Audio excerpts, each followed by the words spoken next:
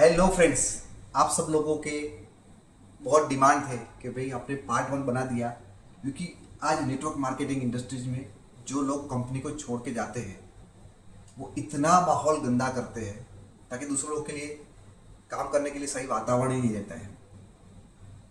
ऐसे जो लोग जो कंपनी छोड़ चुके हैं वो आपको जब प्लान दिखाने आए और वो ट्राई करें कि आप उनके साथ चले जाओ, उस टाइम पे क्या 3 सवाल पूछने हुए अगले पार्ट 1 में आपको बताया था कि भाई आपने डाटा देखा है या इमोशनल में डिसीजन लिया है। आपने कंपनी बदली है लेकिन अपने आप को बदला है कि नहीं बदला है। आपने अपने अपलाइन से ओपनली बात किया है कि नहीं किया है। ये 3 सवाल जो मैंने पार्ट 1 में बताए थे, यदि आपने नहीं देखा तो उसको जाके देख लीजिए। आज मैं और कुछ सवाल आपको यहाँ पे बता रहा हूँ कि यदि कोई आपको उसकी कंपनी में ज्वाइन करने के लिए प्रपोज करने आ रहा है तो थोड़ा संभलना है, क्योंकि उनके पास भी एक नेटवर्क मार्केटिंग कंपनी है और आपके पास भी एक नेटवर्क मार्केटिंग कंपनी है। यानी वो आपको ऐसा समझाना चाहता है कि भाई मैं सही हूं, तू मेरे पास आ जा, तू गलत है, तेरी सोच गलत है, तुझे समझ में नहीं आता है, तेरी अक्ल है भैंस चराने गई है, वही प्रूव कर रहा है। यदि आप उसकी बातों में आ जाते हो तो आपने इतने साल यहाँ पे बिताए हैं तो यूं ही तो नहीं बिताए। तो ये जो सामने वाला बंदा आपके पास आता है तो और कौन से सवाल पूछ सकते हैं। दोस्तों, यदि वो आपके पास आता है और इसी तरह से अपनी कंपनी के बारे में वाह वाह करता है, आपको ये पूछना है कि भाई तुम गए तो कोई बात नहीं है, लेकिन क्या आपकी जाने की वजह सही में कंपनी थी या आपकी खुद की डिसिप्लिन, खुद के अनडिसिप्लिन काम, खुद के इनकंसिस्टेंस काम या नॉन डुप्लीकेबल काम। आप उनको पूछेंगे तो वो बताएंगे। यदि वो ज़्यादातर कंपनी के ही प्रॉब्लम बताते हैं तो आप समझ जाना कि वो सिर्फ और सिर्फ उंगली सामने वाले की ओर रखना चाहता है, क्योंकि जब तक तो वो कंपनी में था तब तो बड़ी बड़ी बातें करता था। एक ही दिन में उसको कहाँ से बुराई आ गई। फ्रेंड, आप उसको पूछते हो कि भाई आप डिसिप्लिन, जो इंसान जैसा रहता है वही इंसान जिंदगी भर रहता है। यदि मेरा स्वभाव गुस्से वाला है तो आज ये कंपनी में भी गुस्से वाला रहेगा, अगली कंपनी में भी गुस्से वाला रहेगा। यदि मुझे प्लान लेने में बहुत आलस आती है तो यहाँ भी आलस आएगी, अगली कंपनी में भी आलस आएगी। मुझे यहाँ पे कैलकुलेशन समझ में नहीं आ रहा है तो वहाँ भी कैलकुलेशन समझ में नहीं आएगा। मैं यहाँ पे नोट नहीं बना रहा हूँ तो नई कंपनी में कहाँ से नोट बनाऊंगा। क्या मेरी खुद की इनडिसिप्लिन की वजह से मैं गया हूँ। आप उनको पूछ सकते हो कि भाई क्या करना होता है नेटवर्क मार्केटिंग में सफल होने के लिए, कौन कौन से स्टेप है। आप अपनी डायरी बताइए। आप कुछ सवाल पूछ के पूछ सकते हो कि भाई उसको कोर स्टेप के बारे में क्या पता है, कौन से बेसिक्स करने बहुत ज़रूरी है। आप कुछ प्रोडक्ट के रिलेटेड पूछ लीजिए जो पुरानी कंपनी के थे, आपको खुद पता चल जाएगा कि वो बंदा अंदर से खोखला है, खुद पछाड़े इधर से इधर जंप मारता है और फिर दूसरों को सिर्फ बड़े बड़े वादे करके इधर से इधर जंप करवाता है। उसका तो करियर बर्बाद होता ही होता है, आपका भी करियर बर्बाद करने के लिए ये आ गया है। और दोस्तों, आप उनको पूछ सकते हो कि भाई साहब ऐसी कोई गारंटी है क्या, जो तकलीफ की वजह से आज तू ये कंपनी को छोड़ रहा है। तुझे लगता है कि प्रोडक्ट महंगे हैं, तुझे लगता है कि प्लान में कोई इतना मज़ा नहीं आ रहा है, तुझे लगता है अपलाइन ठीक नहीं है, कंपनी का सपोर्ट प्रॉपरली नहीं है, ऐसा कोई भी कारण आपका रहेगा तो ये गारंटी है क्या, यही कारण आपको नई कंपनी में नहीं आएंगे। आपको लगा कहा यार इससे ये बेटर है, पुरानी कंपनी से नई कंपनी के प्रोडक्ट सस्ते हैं, पुरानी कंपनी से नई कंपनी का प्लान अच्छा है, पुरानी कंपनी से नई कंपनी का अपलाइन अच्छा है, पुरानी कंपनी से नई कंपनी का जो स्टाफ है वो अच्छा है, कुछ भी अच्छा है। कुछ भी जो आपको गलत फहमी से भी, मैं नहीं मानता हूँ लेकिन गलत फहमी से भी आपको अच्छा लगा और जेन्युइन में वो अच्छा हो, तो क्या आप गारंटी के साथ दावा करोगे कि उससे भी अच्छा वाला कंपनी 2-3 महीने में खुलेगा? तो आप क्या करेंगे? आप अपने यहाँ पे दिल पे हाथ रख के बोलिए, क्या दुनिया में कोई अपलाइन परफेक्ट अपलाइन है क्या? दुनिया की कोई कंपनी एकदम परफेक्ट कंपनी है क्या? दुनिया की कोई भी ब्रांच ऑफिस एकदम परफेक्ट है क्या? दुनिया में कुछ भी परफेक्ट नहीं है।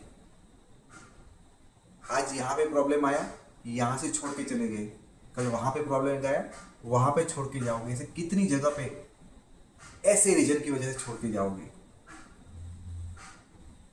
दोस्तों, ऐसे बदलने जाएंगे तो यार हर दिन नई नई चीज़ें मार्केट में आती है, हर बार नई चीज़ें बदलनी पड़ेगी आपको। जैसे मैंने अगली बार आपको बताया था कि यार आज मैं एक क्रेटा गाड़ी लेके आया और 2 महीने के बाद एक अच्छा मॉडल आता है, तो क्या मैं क्रेटा को छोड़ के नई गाड़ी खरीदूंगा? आज मैंने एक अच्छा घर ले लिया है, मुझे अच्छा लगता है, उसका फर्नीचर अच्छा लगता है, 6 महीने के बाद मुझे फर्नीचर अच्छा नहीं लगेगा, क्या बदल दूंगा? मकान अच्छा नहीं लगता, बदल दूंगा क्या? दोस्तों मार्केट में अच्छी अच्छी चीज़ें तो आती रहती है, लेकिन उसको हर बार इस तरह से नहीं बदलते। ये इस तरह सा जो माहौल है वो ज़्यादातर लोगों ने बना के रखा है कि यार मैं बहुत सारे ऐसे लोगों को जानता हूँ दोस्तों, उनका नाम ही, उनका काम सिर्फ यही है। जब भी ऐसे लोग मिलते तो हम बोलते भाई कौन सी कंपनी में, कौन सी नई कंपनी में। तो जो लोग एक जगह पे बैठ के काम करते हैं, उनकी बैंक के अंदर, उनकी डायरी के अंदर बड़े बड़े चेक होते हैं, और जो लोग कंपनियां बार बार बदलते रहते हैं, उनकी बैग के अंदर कौन कौन सी कंपनियां ज्वाइन किया उसके रिसिप्ट होते हैं। उनके पास बस उसी का ही लेजर पड़ा रहता है। 2020 में ये कंपनी को ज्वाइन किया, 20 एंड में ये कंपनी को ज्वाइन किया, 21 जनवरी में इसको ज्वाइन किया, 21 मार्च में इसको ज्वाइन किया, 21 दिसंबर में इसको ज्वाइन किया, फिर 22 में ये ज्वाइन किया, 22 एंड में। ऐसा हर साल दो तीन कंपनियां बदलते रहते हैं। तीसरा और बहुत महत्वपूर्ण सवाल पूछिए दोस्तों कि यार भाई तू कंपनी तो बदला, बराबर अच्छी बात है, तूने बदल भी दिया। सो कंपनी बदलता है तो उस टाइम पे तू वो कंपनी को अच्छा बोलता है, फिर वापस 4-6 महीने के बाद देखता हो तो और कंपनी में होता है, तो और कंपनी में उसके बारे में अच्छी बात करता है, फिर वापस में ज्वाइन नहीं करता तो वापस मेरे पास आ जाता है, फिर 6 महीने के बाद बोलता है और एक कंपनी अच्छी आ गई है, उसका बहुत अच्छा फ्यूचर है, एकदम स्टार्टिंग में टॉप की लीडरशिप मिलेगी, बहुत अच्छा पैसा मिलेगा, कंपनी अच्छी लाइन दे रही, ये रहे, फिर वापस वहाँ पे काम करेगा, फिर वापस 6 महीने के बाद देखेंगे तो और कोई कंपनी में होगा। तो थोड़ा सा आप उनको पूछिए सर आपको कुछ समझ में आ रहा है, या आप यूं ही घूम ही रहे हो, समझ में कुछ नहीं आ रहा है? क्योंकि समझने वाले को तो एक ही बार में पता चल जाता है कि ये सही है या नहीं है, और जो ना समझ होते हैं उनको कुछ भी करो वो समझने वाले नहीं है। यदि कोई इंसान जिनको कुछ फंडामेंटल पता है कि नेटवर्क मार्केटिंग में कौन सी चीज़ें को चेक करना होता है, कौन सा कैलकुलेशन वो समझना होता है, पीवी का रेशियो, इनकम कैसे डिस्ट्रीब्यूट की जाती है, क्या कंपनी का सपोर्ट मिलना चाहिए, ये उनको परफेक्टली समझ में आता है, तो पहली या दूसरी कंपनी में ही समझ में आ रहा है। जो लोग बार बार कंपनियां बदलते हैं यानी कि उनको कोई अंदर की गहराई वाली बातें, जिसके फंडामेंटल पे, जिसके फाउंडेशन के ऊपर नेटवर्क मार्केटिंग कंपनियां चलती है, नेटवर्क बड़ा बनता है, वो फंडामेंटल के बारे में उसको कुछ पता ही नहीं है। उसको सिर्फ लालच देके ऊपर ऊपर की बातों का पता है। और दोस्तों आपको ऊपर ऊपर का नॉलेज होगा तो ना अच्छे इंजीनियर बनोगे, ना अच्छे डॉक्टर बनोगे, ना अच्छे बिजनेसमैन बनोगे। यदि आपको जिंदगी में कभी भी सफल होना है तो उसकी गहराई तक जाना होगा, सारे डायमेंशन आपको पता होने चाहिए। तो जो लोग बार बार बदलते हैं, मुझे तो उनकी सोच पे ही समझ नहीं आ रहा कि वो यार इतने कैसे ना समझ हो सकते। हर बार नई कंपनी अच्छी लगती है, फिर अच्छी कंपनी को फिर छोड़ते, फिर और अच्छी को पकड़ लेते हैं। तो अच्छी और बुरे के बीच का उनको कुछ फासला ही समझ में नहीं आ रहा है।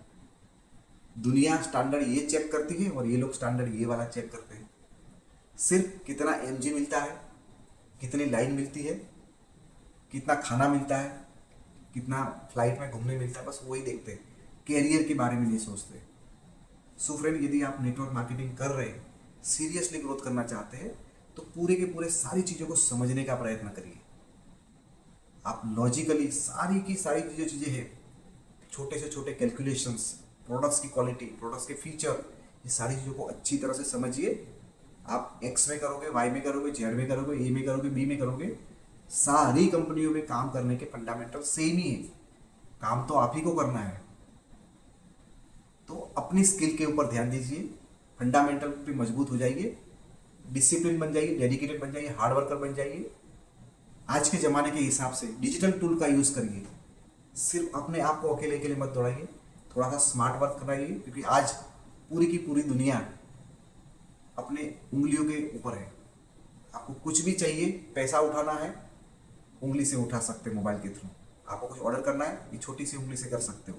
आपको कहीं यहाँ से यहाँ घूमने जाना है, होटल बुकिंग करना है, फ्लाइट बुकिंग करना है, रेलवे बुकिंग करना है, उंगलियों पे हो सकता है। यानी कि सारा का सारा मोबाइल से ही काम हो रहा है आपका। सो थोड़ा सा मोबाइल के अंदर भी घुसिए, कुछ डिजिटल टूल ऐसे क्रिएट करिए ताकि लोग आपको कहीं देखें और आपके साथ काम करना चालू करें। यस फ्रेंड, तो यदि आपको लगा कि ये कंटेंट सही में बहुत सारे लोगों को यूजफुल हो सकता है तो ज़्यादा से ज़्यादा लोगों तक शेयर कर दीजिए।